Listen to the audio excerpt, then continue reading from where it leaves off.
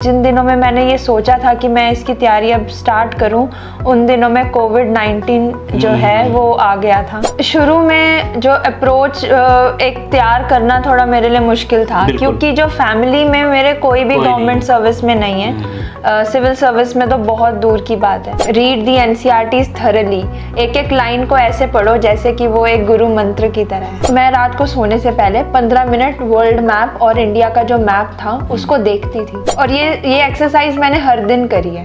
And में UPSC ने permutation combination पूछ लिया, राइट? तो मैथ्स की तो रेंज ही बहुत है, आप कितने क्वेश्चन तैयार करोगे। और थोड़े बहुत क्वेश्चन नहीं पूछे उन्होंने, 10 क्वेश्चन पूछे आउट ऑफ 18। पीएनसी से 10 क्वेश्चन जी। That Rome was not built in a day, it applies for the mains, that this is not an overnight thing. आपको महीने लग जाएंगे इसकी तैयारी करने के लिए। उसमें एक एक्सप्लेन्ड सेक्शन आता है। अच्छा। तो वो क्या होता है, काफ़ी डिटेल अच्छी एनालिसिस करके देता है आपको रिसेंट जो भी इश्यूज चल रहे हैं उसके।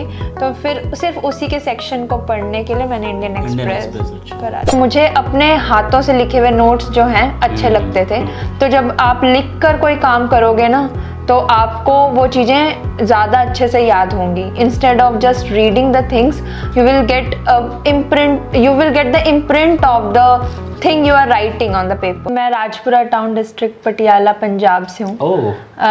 मैं एक जॉइंट फैमिली से बिलोंग करती हूँ, जो कि कॉमन मिडिल क्लास फैमिली है हमारी।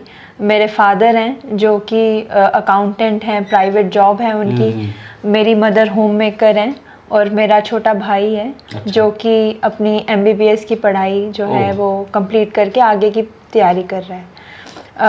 बाकी जो है मेरी तैयारी 2019 में कोर प्रिपरेशन इसकी शुरुआत हुई थी आफ्टर माय पोस्ट ग्रेजुएशन, और मैंने जो इसकी तैयारी है वो सोलली घर से ही करी थी। जी, क्योंकि जिन दिनों में मैंने ये सोचा था कि मैं इसकी तैयारी अब स्टार्ट करूं, उन दिनों में कोविड-19 जो है वो आ गया था। अच्छा। तो जो है वो जो रिस्ट्रिक्शंस आ गए थे, हम नहीं जा पा रहे थे बाहर, मिल नहीं पा रहे थे, सोर्सेज को ढूंढ नहीं पा रहे थे करोल बाग जाकर वगैरह। तो मैं वहाँ पर वो एक रुकावट आ गई थी, तो अब प्रिपरेशन को मैं रोक नहीं सकती थी। तो मैंने अपने घर से ही अपनी प्रिपरेशन को कंटिन्यू रखा।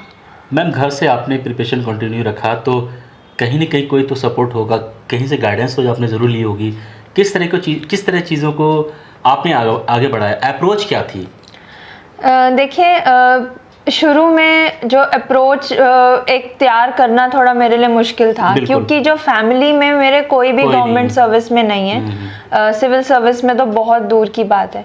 तो मैंने क्या किया था कि मैंने टॉपर्स की स्ट्रैटेजीज देखी थी, वो भी रेलेवेंट टॉपर्स जो मुझे लग रहे थे कि बिल्कुल वो लॉजिकल बात कर रहे हैं। जैसे एक श्रुति शर्मा मैम है, उनके बारे में मैंने देखा था। स्मृति मैम है, पिछले साल की रैंक 4 होल्डर हैं वो, और उनका सब्जेक्ट भी जूलॉजी था। तो मैंने उनकी स्ट्रैटेजी को फॉलो किया था। तो ऐसे कुछ टॉपर्स थे जिनका मैंने देखा था, उनके रिसोर्सेज को जाना था कि उन्होंने जो है कैसे अपनी तैयारी इनिशिएट करी थी।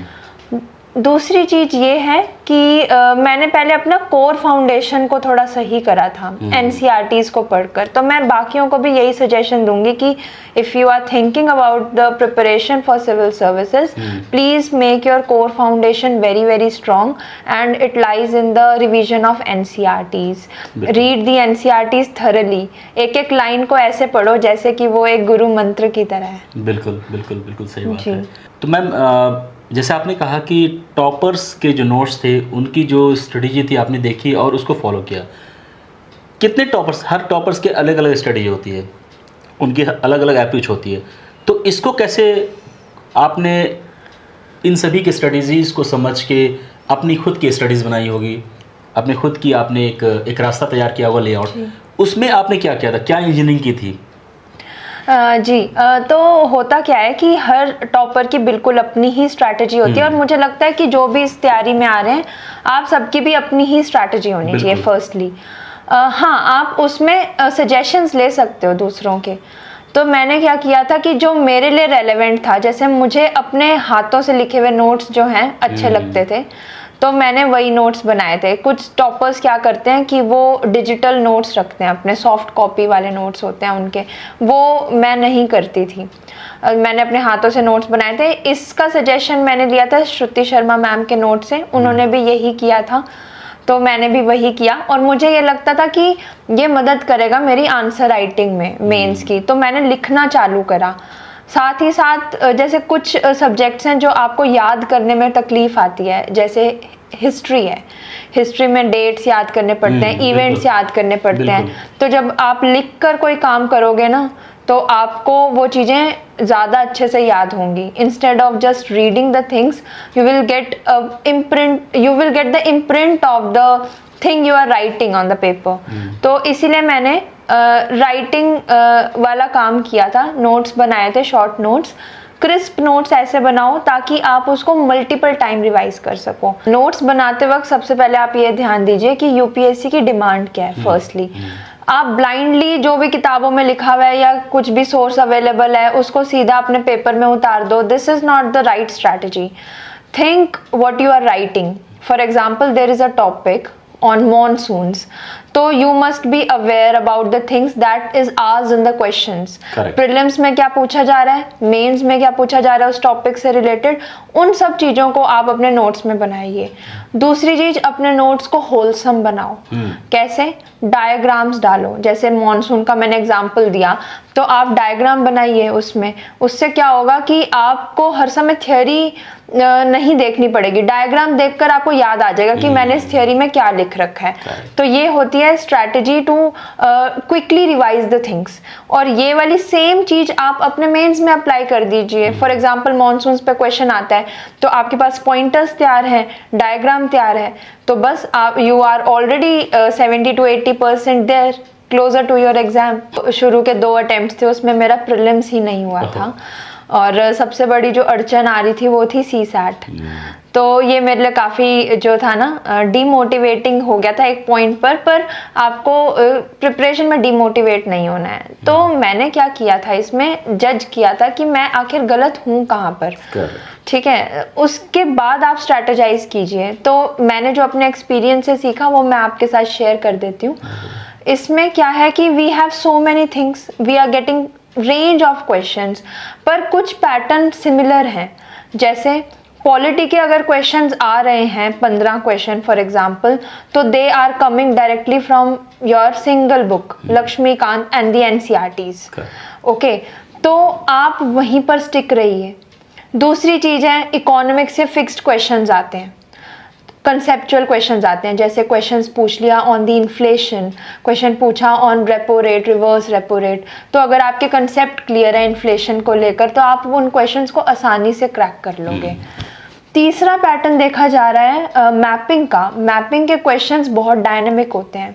तो मैं इसमें क्या करती थी कि मैं रात को सोने से पहले 15 मिनट वर्ल्ड मैप और इंडिया का जो मैप था उसको देखती थी। मैं बस उसको देखती थी और ये एक्सरसाइज मैंने हर दिन करी है। बहुत बढ़िया।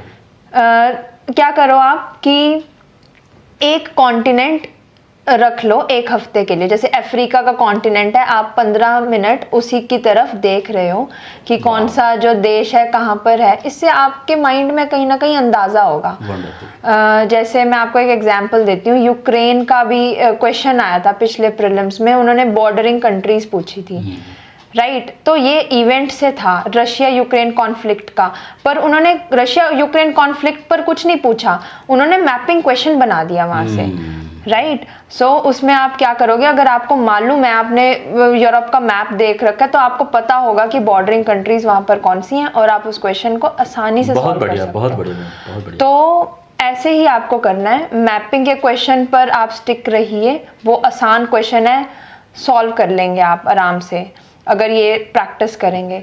दूसरी चीज़ है, आप देखना कि इंटरनेशनल रिलेशन के फिक्स्ड क्वेश्चन आते हैं 2 या 3। आपको एक करंट अफेयर की कोई भी मैगजीन से या फिर हिंदू जैसे मैंने पढ़ा था, तो इन सब से वो क्लियर हो जाएंगे। पॉलिटी के क्वेश्चन है, एक ही किताब से करना है। दूसरा है इकोनॉमिक्स, फिक्स्ड है, कंसेप्ट क्लियर कीजिए, वो क्वेश्चन भी क्लियर हो जाएंगे आपके। तो मैं ये कहना चाहती हूँ कि कुछ सब्जेक्ट्स ऐसे हैं जो परमानेंटली पूछे जा रहे हैं। आपकी कट ऑफ इस बार की कट ऑफ 75 आई है, हमें 75 मार्क्स जो है उन्हीं के ऊपर लेकर जाना है। और ऐसे अगर आप टारगेटेड वे में तैयारी करोगे अगर, तो आप आराम से कट ऑफ क्लियर कर सकते हो। आप ग्रे एरियाज पे मत शूट कीजिए, जैसे for example art and culture है। आर्ट एंड कल्चर जो है ना वो रैंडम पूछते हैं, तो कभी कभी वो किताबों में भी नहीं मिल रहा हमें। तो अब जहाँ पर कॉस्ट बेनिफिट जो रेशो है वो इतना ज़्यादा लो है, तो सेंस नहीं है वहाँ पर उस चीज़ के पीछे भागने का, आपका टाइम भी तो वेस्ट हो रहा है। रादर उन चीज़ों की तरफ जाइए जो आपको श्योरिटी है कि ये पूछा जाएगा। जैसे पॉलिटी की फंडामेंटल राइट्स हैं, हर साल उसमें से क्वेश्चन बनता है, तो उसको प्रिपेयर करो। आपको इसी को स्मार्ट स्ट्रैटेजी बोलते हैं, इसी को स्मार्ट प्रिपरेशन भी बोलते हैं। तो वहाँ पर टारगेट करो जहाँ पे आपको मालूम है। मैम रिसोर्सेज की बात करें तो ऑलमोस्ट जीएस के लिए रिसोर्सेज तो ऑलरेडी सभी को पता है, फिर भी आपने कौन कौन सी रिसोर्सेज? ओके, मैंने पॉलिटी के लिए लक्ष्मीकांत पढ़ी थी अपार्ट फ्रॉम एनसीईआरटीज। ज्योग्राफी के लिए मैंने स्ट्रिक्टली एनसीईआरटीज पढ़ी थी। ज्योग्राफी के लिए? हाँ जी। उसके अलावा एडवांस बुक नहीं मैंने नहीं पढ़ी थी। मैं अपना बता रही हूँ क्योंकि मेरे को लगता है कि कंसेप्चुअल क्लैरिटी आपको एनसीईआरटी से मिल जाएगी। दूसरी चीज़ है, आपको जो गैप फिलिंग करना है वो आप पीएमएफ आईएएस से कर सकते हो। और जो जैसे कुछ पैटर्न्स को समझिए, जैसे ना ज्योग्राफी में कुछ पैटर्न्स आते हैं ऑन मिनरल्स, जैसे मिनरल्स के क्वेश्चंस बहुत पूछे जाते हैं। उसके लिए मैंने क्या किया था, मैंने नोट्स बनाए थे गूगल से। मैंने गूगल से आप जो है कुछ मिनरल्स पर डालिए, जैसे MMDR एक्ट है उसके अगर प्रोविजंस हैं उसके नोट्स मैंने बना लिए थे, क्योंकि ये एनसीईआरटी में नहीं था। ठीक है, तो गूगल पर सिंपल टाइप कीजिए, जैसे रेयर अर्थ मेटल्स हैं, type them, you will get the data, you will get the different elements. वो आप सीधा अपने नोट्स में उतार लीजिए। क्योंकि क्या होता है, क्वेश्चन पूछे जाते हैं, मिनरल्स के नाम दे देते हैं और वो पूछते हैं उसमें कि रेयर अर्थ मेटल्स कौन से हैं इसमें। तो जब ये एनसीईआरटी में नहीं है तो कुछ बच्चे को पता, मतलब कुछ बच्चे तो ब्लाइंडली एनसीईआरटी पे बिलीव करते हैं, तो फिर उनको कैसे पता चलेगा कि इसमें कुछ मिस हो रहा है और उसके लिए मुझे गूगल पे आना है? Previous year question papers, previous year question papers का पैटर्न है ये। ये क्वेश्चन बहुत बार रिपीट होता है, मिनरल्स वाला जो क्वेश्चन है। दूसरा क्वेश्चन रिपीट होता है रिवर्स पे, तो रिवर्स का आपको आइडिया होना चाहिए, कौन सी नदी किधर से बह रही है, उस नदी के तट पे कौन सा नेशनल पार्क है, कोई मंदिर है। तो ये जो इंटीग्रेटेड अप्रोच है ना, जैसे अभी मैंने एग्जांपल दिया कि कोई नदी है और नदी के बाजू में एक मंदिर भी है एंशिएंट कोई, तो इन्होंने क्या किया, ज्योग्राफी और हिस्ट्री को इंटीग्रेट कर दिया यहाँ पे क्वेश्चंस में। ऐसा होता है ना? हाँ जी, ये क्वेश्चन, या फिर कभी कभी नेशनल पार्क पूछ लेते हैं कि इस नेशनल पार्क से कौन सी मेन नदी बह रही है। तो आपको मालूम होना चाहिए कि वो नदी जो है कहाँ से बह रही है। तो इसके लिए क्या मैप वगैरह यूज करेंगे हम? कैसे करेंगे? जी, आप अपने हाथों से मैपिंग करिए। अगर आप अपने हाथों से करोगे तो आपको मालूम होगा वहां पर। ये वाला प्रैक्टिस इंडिया के मैप आते हैं उसमें हम उसको चिन्हित कर दें या कर सकते हो, ये हर किसी का अपना है। मैंने क्या किया था, मैंने मैप बनाए थे। अच्छा। अपने हाथों से मैप बनाए थे आपने? मैंने बनाए थे, जहाँ पर भी जैसे नेशनल पार्क्स हैं तो मैंने नेशनल पार्क के बनाए थे जी। और नदी उसके साथ जी उसके आसपास कुछ हिस्टोरिकल मॉन्यूमेंट है वो भी, तो मैंने पैटर्न इसमें देखा था। जैसे मैं आपको एक एग्जांपल देती हूँ, जैसे जम्मू एंड कश्मीर में जितने भी नेशनल पार्क्स हैं वो मैंने मार्क करे थे। नेशनल पार्क्स को फिर मैंने जो है ये दिखाया था कि इसमें अराउंड कौन सी नदी बह रही है। तीसरी चीज, वहां की वेजिटेशन पूछी जाती है, तो मैंने वेजिटेशन मार्क करी थी, मतलब वहीं पर लिख दी थी बाजू में उसके। और चौथी चीज पूछी जाती है स्पीशीज, जैसे कि हंगुल मिलता है जम्मू एंड कश्मीर में, तो वहां पे मैंने वो जो मेन स्पीशी है वो उसका नाम लिख दिया था। तो ऐसे इंटीग्रेटेड अप्रोच होनी चाहिए आपकी जब भी आप कोई भी टॉपिक को कर रहे हो। और ये इंटीग्रेटेड अप्रोच कहाँ से आएगी? प्रीवियस ईयर क्वेश्चन से आएगी। मतलब एक मैप बना के आप समझ रहे हो कि आप कितने क्वेश्चन अटेम्प्ट कर सकते हो जी। मैम इसके अलावा जैसे हम अब आते हैं सी सेट पे। हाँ जी। क्योंकि आपके 2 प्री सी सेट के नहीं लिख लेते और मैं समझ सकता हूँ मैम बायो से हैं, तो एक होता है कि मैथ्स कमज़ोर होता है, तो मैम आपने फिर क्या किया प्री को, स्पेशली सीसेट को में कामयाबी हासिल करने के लिए? आपने एनालाइज किया होगा, चीज़ों को समझा होगा, गलतियों को समझा होगा, फिर उसको आपने करेक्ट किया इस अटेम्प्ट में, क्या किया था आपने? जी, सी सैट में जो है मैंने सबसे पहले क्या गलती करी थी मैं वो बता देती हूँ। मैंने उसको बहुत ही ज़्यादा लाइटली ले लिया था। मुझे लग रहा था कि प्रीलिम्स के 1 महीने पहले भी अगर जो है पढ़ लूँगी ना सी सैट को तो हो जाएगा, पर क्या है कि वो बर्डन अप होता रहा, और जो एक तरीका है ना सॉल्व करने का क्वेश्चंस को, वो मैं डेवलप ही नहीं कर पाई और प्रीलिम्स आ गया। वहाँ पर जो है I missed the CSAT, और ये बहुत बड़ा ब्लंडर था, उसकी वजह से मेरा पूरा साल खराब हो गया था। तो मैंने नेक्स्ट अटेम्प्ट जब अपना तैयार करना स्टार्ट करा तो मैंने सी सैट को शुरू में ही पढ़ना स्टार्ट कर दिया था, राइट विद द जीएस। मैंने जितनी इंपॉर्टेंस जीएस को दी थी उतनी ही इंपॉर्टेंस मैंने सी सैट को दी थी। हर दिन का मैंने मार्क कर रखा था कि 1-2 घंटे मैं सी सैट को दूंगी ही दूंगी। तो इसके लिए देखो सबसे पहले मैंने क्या किया था, क्योंकि मेरा मैथमेटिकल बैकग्राउंड नहीं रहा है, मैंने छोड़ दी थी मैथ्स 10th के बाद, तो I went back to 9th maths. जो 9th और 10th की मैथ्स की बुक्स हैं, इनफैक्ट 11th की भी मैंने एनसीईआरटीज को सॉल्व किया था। आरडी शर्मा को एनसीईआरटी की सॉल्व किया था आपने? एनसीईआरटी 11th की और 9th और 10th की आरडी शर्मा को सॉल्व किया था। अब मैं आपको इसका कारण बताती हूँ। ऐसा नहीं है कि वहां से डायरेक्टली क्वेश्चंस आ जाएंगे और आप सॉल्व कर लो, ऐसा नहीं होता। होता क्या है, मैथमेटिकल एबिलिटी डेवलप होती है। जैसे आप कोई भी क्वेश्चन सॉल्व कर रहे हो तो आप में वो लगातार मैथ्स को सॉल्व करने की एक तरीका आने लग जाता है, ठीक है। तो आप उससे टच में रहते हो कंसेप्ट्स के, कि क्वाड्रेटिक इक्वेशन कैसे सॉल्व करनी है। बाय चांस कोई क्वेश्चन है वहां पर क्वाड्रेटिक इक्वेशन बन गई, अब आपको सॉल्व ही नहीं करनी आती तो आप आगे का आंसर कैसे निकालोगे? कॉन्सेप्ट वहां से बेस मिल जाएगा। बेस, यस बिल्कुल। वो जो पहले बेस तैयार करो, फिर दूसरा काम क्या करो, वही है पैटर्न देखो किस पोर्शन में से कितने क्वेश्चंस आ रहे हैं, ठीक है। जैसे नंबर सिस्टम है, नंबर सिस्टम में से कोई बहुत क्वेश्चंस आ रहे हैं, तो नंबर सिस्टम आपका तैयार होना चाहिए। क्लॉक का क्वेश्चन है तो क्लॉक का क्वेश्चन तैयार करो, ठीक है। डायरेक्शंस का क्वेश्चन है, डायरेक्शंस का क्वेश्चन तैयार करो। तो ऐसे आपको ना देखना पड़ेगा। अब कुछ चीजें जो आती ही नहीं है, साल भर साल वो आ ही नहीं रही हैं, तो ऐसे टॉपिक्स को मत छुओ। आपको हिट करना है टारगेट पे, क्योंकि इसमें सिलेबस की तो कमी ही नहीं है ना। अब देखिए आपके पास इतने टॉपिक्स थे, एंड में यूपीएससी ने परम्यूटेशन कॉम्बिनेशन पूछ लिया, राइट। तो मैथ्स की तो रेंज ही बहुत है, आप कितने क्वेश्चन तैयार करोगे। तो जिनको पीएनसी नहीं आता था उनके तो क्वेश्चन चले गए, और थोड़े बहुत क्वेश्चन नहीं पूछे उन्होंने, 10 क्वेश्चन पूछे आउट ऑफ 18। पीएनसी से 10 क्वेश्चन? जी, indirectly directly there were 10 questions from PNC. ये 9th स्टैंडर्ड में 10th स्टैंडर्ड कहां पे? 11th में इंट्रोड्यूस होता है पीएनसी जी। अब हुआ क्या था कि मेरे को भी आइडिया नहीं था, और सी सैट का ऑलरेडी मेरे पास ट्रॉमा था जी।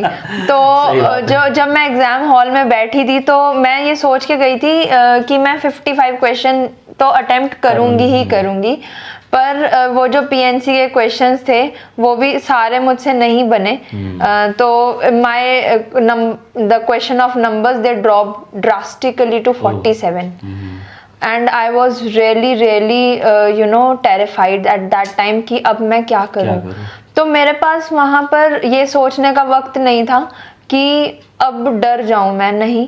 तो आपको क्या करना है, जो भी आप फिर क्वेश्चन अटेम्प्ट कर रहे हो ना वो ऑलमोस्ट करेक्ट होने चाहिए। फिर जैसे मैंने कॉम्प्रिहेंशन के सारे क्वेश्चन अटेम्प्ट करे थे फिर, क्योंकि मुझे पता है कि मैथ्स के रिड्यूस हो गए तो अब कहीं तो बढ़ाने पड़ेंगे ना आपको।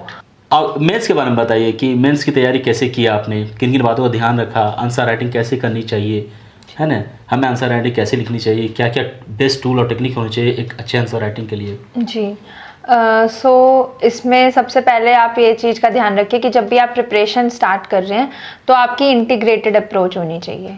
आप अगर सिलोज में तैयारी करोगे कि पहले प्रीलिम्स निकाल लेते हैं फिर मेंस देखेंगे, तो ये वाली अप्रोच बिल्कुल भी काम नहीं करेगी। जी, it is very very risky. क्या, it is suicidal attempt. Okay, so आपकी तैयारी मिला के होनी चाहिए। प्रीलिम्स आप पैरेलली तैयार करो मेंस के साथ। अब करना क्या है इसमें, आपका तरीका आपके लाइफस्टाइल में होना चाहिए। जैसे आपने कोई न्यूज़ पढ़ी, उस न्यूज़ के बारे में आपको एनालिसिस करने आना चाहिए। जैसे अभी रिसेंटली इलेक्टोरल बॉन्ड स्कीम जो है सुप्रीम कोर्ट ने उसको जो है रोक दिया है ना, तो आपको एनालिसिस होना चाहिए कि वो जो उसका प्रीलिम्स का पार्ट होना चाहिए सबसे पहले तो, कि वो कब आई थी स्कीम, कब लॉन्च हुई थी, उसके ऑब्जेक्टिव्स क्या थे, पहले क्या होता था, अब इलेक्टोरल बॉन्ड के बाद क्या बदला। Now come to the things like positive impact क्या आया उसका, then come to the negative implications, then come to that point कि इसमें भी कुछ बदलाव या रिफॉर्म्स हो सकते हैं, वे फॉरवर्ड। तो आप किसी भी न्यूज़ को अगर आप देख रहे हो एज एन एस्पिरेंट, तो उसमें आपके पास एक एनालिटिकल अप्रोच होनी चाहिए। ये जो एलिफेंटाइन साइज जो सिलेबस है उसको कवर करने का एक ही मंत्र है, दैट इज रिवीजन। तो ये रिवीजन तभी पॉसिबल हो पाएगी अगर आप नोट्स तैयार कर लेंगे अपने। तो पहले नोट्स पर फोकस कीजिए, सारी चीज़ों के नोट्स बनाइए और क्रिस्प नोट्स बनाइए। मतलब आपको ये नहीं है कि पूरे पेजेस भर देने हैं, बनाइए एक पेज के नोट्स, एक कोई पर्टिकुलर टॉपिक उसके नोट्स तैयार करो, उसमें स्पेस ज़रूर छोड़ना वैल्यू एडिशन के लिए, ताकि उसमें अगर फ्यूचर में कोई बदलाव आ रहा है तो आप वो डाल सकें। दूसरी चीज़ है focus on your optional, timely focus करना। ये मत सोचना कि प्रीलिम्स के बाद ऑप्शनल की तैयारी स्टार्ट करेंगे, नहीं, इसकी तैयारी पहले ही हो जानी चाहिए। प्रीलिम्स से भी पहले जो महीने होते हैं उसमें आपके ऑप्शनल के नोट्स एकदम तैयार हो जाने चाहिए। क्योंकि क्या है कि कुछ ऑप्शनल्स ऐसे होते हैं जिसमें आपको बहुत याद करना पड़ता है, जैसे कि मेरा ऑप्शनल था जूलॉजी में, आपको इतना रिवीजन करना पड़ता है, इतना रिवीजन करना पड़ता है कि आप जो है मतलब आपका पूरा माइंड उसमें लग जाएगा। और साथ ही साथ उसमें एक और चैलेंज ये है कि उसका आपके जीएस के साथ ओवरलैप नहीं है कहीं पर, तो आपको जितनी ही फोकस जीएस पे करना पड़ रहा है उसका डबल फोकस आपको अपने सब्जेक्ट पर करना पड़ रहा है। तो मेरे को इस वजह से जो है रिवीजन बहुत ज़्यादा इम्पॉर्टेंट लगा। स्ट्रक्चर्ड होने चाहिए आपके नोट्स, ये सबको मालूम ही होगा, इंट्रोडक्शन, बॉडी, कंक्लूजन। लेकिन इंट्रोडक्शन आपका कैसा होना चाहिए? इंट्रोडक्शन आपका ऐसा हो जो कि एकदम यूनिक हो और क्रिस्प और छोटा हो। पैराग्राफ नहीं लिखना बहुत बड़ा, छोटा इंट्रोडक्शन डालिए पर वो यूनिक हो। Unique in a way like data के ऊपर बना सकते हो आपको इंट्रोडक्शन। एथिक्स के जो इंट्रोडक्शन होते हैं यूजुअली कोटेशंस पे बन जाते हैं, तो आप ऐसे जो है ना कोट्स तैयार करिए, ऐसे डेटा तैयार करिए अपने लिए, लिमिटेड डेटा, पर उन्हीं डेटा को फिर रिवाइज भी करते रहिए। जो बॉडी है आपका उसको डिवाइड कर लीजिए इन मल्टीपल सेगमेंट्स, ठीक है। उससे क्या होता है, इंटरैक्टिव बनता है। कोई भी चीज़ है तो उसका पॉलिटिकल इम्पैक्ट क्या है, सोशल इम्पैक्ट क्या है, उसका इकोनॉमिक इम्पैक्ट क्या है। ये तो हो गया एक ये वाली तरीके। कभी कभी क्या होता है, जैसे इम्पैक्ट पूछे जाते हैं तो short term impact, mid term impact, long term impact, ये और क्या आप वैल्यू एडिशन कर सकते हैं। वहाँ पर आप डायग्राम्स बना सकते हैं, मैप बना सकते हैं। डायग्राम्स में भी अलग अलग टाइप के डायग्राम्स होते हैं, पाई चार्ट्स होते हैं। जैसे मैं आपको एक सजेशन दूंगी, इकोनॉमिक्स का जो पेपर होता है GS3, उसमें आप ग्राफ डालिए, ठीक है। इकोनॉमिक्स में डेटा बहुत रेलेवेंट होता है, तो वहाँ पे आप इकोनॉमिक सर्वे को कोट कीजिए। और इसके लिए आपको क्या करना पड़ेगा, आपको अपने लिए नोट्स तैयार करने पड़ेंगे। मल्टीपल सोर्स से नोट्स तैयार कीजिए और वो नोट्स क्रिस्प होने चाहिए कि बस अब आपको यही 10 लाइनें जो हैं उनको पढ़ना है इस टॉपिक से रिलेटेड, उसके बाहर नहीं जाना है। दूसरी चीज़ है, एक करंट अफेयर की बुकलेट फॉलो कीजिए। जैसे मैंने विजन की करंट अफेयर की बुकलेट फॉलो की थी, वो इसीलिए मैंने विजन की फॉलो की थी क्योंकि विजन का जो पैटर्न है ना वो ऑलमोस्ट सिमिलर है मेंस आंसर राइटिंग। अब हर सब्जेक्ट का अपना इंट्रोडक्शन होता है, राइट। तो इंट्रोडक्शंस ऐसे ही बनने चाहिए। जैसे ज्योग्राफी है, ज्योग्राफी में यूजुअली डेटा अगर आ जाता है, जैसे फॉर एग्जांपल इकोनॉमिक कंसेप्ट है ज्योग्राफी का, पॉपुलेशन से रिलेटेड है, वहाँ आप डाल सकते हो कि जो है यूएन के डेटा से अकॉर्डिंग पता चला है कि इंडिया की जो पॉपुलेशन है वो 1.4 हो चुकी है, अभी रिसेंटली ऐसे बताया बिलियन हो चुकी है, ठीक है। तो ऐसे ऐसे आप डेटा डाल सकते हो। लेकिन फॉर एग्जांपल कोई ऐसी है, मॉनसून पे क्वेश्चन है, एल नीनो पे क्वेश्चन है, वहां पे आप डेफिनेशन से इनिशिएट कीजिए। एथिक्स है, वहाँ कोर्ट से इनिशिएट कीजिए, राइट। या फिर कोई इंपॉर्टेंट पर्सनालिटी है, उनके एग्जाम्पल से इनिशिएट कीजिए। तो ऐसे करके होता है। लेकिन यहाँ पे अब इम्पॉर्टेंट क्या है, जितना इम्पोर्टेंट फर्स्ट इम्प्रेशन होता है ना, लास्ट इम्प्रेशन भी उतना ही इम्पोर्टेंट होता है। अच्छा। और वो एक सिविल सर्वेंट के लिए ज़्यादा इम्पोर्टेंट है। क्यों? क्योंकि कंक्लूजन में आपसे वो वे फॉरवर्ड देख रहे होते हैं। तो कंक्लूजन आपका ना हमेशा पॉजिटिव होना चाहिए। करेक्ट। कंक्लूजन की जो एंडिंग होनी चाहिए ना, वो ऐसी इररेलेवेंट नहीं होनी चाहिए। यस, वो इस हिसाब से होनी चाहिए कि चाहे कितनी ग्रिम रियलिटी हो। जैसे करप्शन पे क्वेश्चन है, लेकिन आपने उसको एक पॉजिटिव नोट पे एंड करा कि ये रिफॉर्म्स होंगे तो करप्शन जो है हमारी सोसाइटी से हट जाएगा। बहुत बढ़िया। तो कंक्लूजन आपके ऐसे ही एंड होने चाहिए। बहुत बढ़िया। तो क्वेश्चन में फिर उससे क्या होता है कि मज़ा आता है। इंट्रोडक्शन के अपने मार्क्स होते हैं, कंक्लूजन के अपने मार्क्स होते हैं, बाकी बॉडी के तो चलो उसमें तो आप लिख ही दोगे, क्योंकि आप इतना पढ़ रहे हो तो आप लिख दोगे, ऐसा नहीं है। बाकी आप प्रैक्टिस बहुत करो। Don't wait for prelims to end कि उस 3 महीने में हम प्रैक्टिस कर लेंगे, ऐसा नहीं हो पाएगा। This is not a magic wand नहीं है। जैसे वो बोला जाता है ना कि that Rome was not built in a day, it applies for the mains, that this is not an overnight thing. आपको महीने लग जाएंगे इसकी तैयारी करने के लिए, तो ये तैयारी पहले ही इनिशिएट कर दीजिए। इसीलिए इंटीग्रेटेड अप्रोच होनी चाहिए हमारी प्रिपरेशन में। जैसे मैंने 2 न्यूज़पेपर पढ़े थे इस दौरान, हिंदू पढ़ा था और द इंडियन एक्सप्रेस पढ़ा था। इन दोनों को मैंने इंटरव्यू के अराउंड ही पढ़ा था। तो इससे क्या था, मुझे आइडिया रहता था। इंडियन एक्सप्रेस मैंने क्यों पढ़ा था वो मैं बता देती हूँ। उसमें एक एक्सप्लेन्ड सेक्शन आता है। अच्छा। तो वो क्या होता है, काफ़ी डिटेल्ड अच्छी एनालिसिस करके देता है आपको रिसेंट जो भी इश्यूज चल रहे हैं उसके। तो फिर सिर्फ उसी के सेक्शन को पढ़ने के लिए मैंने इंडियन एक्सप्रेस करा था जी। बाकी तो द हिंदू तो मैंने थ्रू आउट द प्रिपरेशन करा है। तो इंटरव्यू की भी आपको ऐसी तैयारी करनी चाहिए। दोस्तों, ये पहला इंटरव्यू है इस सीज़न का जिसमें मैंने क्वेश्चन बहुत कम पूछे मैम से।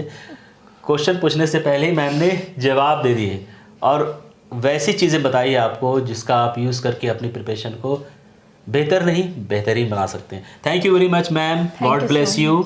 आपको जो भी जिम्मेदारी मिलेगी, IAS IPS IAS बन रही हैं आप, और मुझे पता है आप बाखूबी अपने रोल और रिस्पॉन्सिबिलिटी को अच्छे तरह से निभाएंगी, जो भी गवर्नमेंट की तरफ मिलेगी। और अपने चंडीगढ़, पंजाब कहाँ से हैं? डिस्ट्रिक्ट पटियाला। पटियाला का नाम रोशन करेंगी, इस देश का नाम रोशन करेंगे, अपने परिवार का नाम रोशन करेंगे। Thank you so much.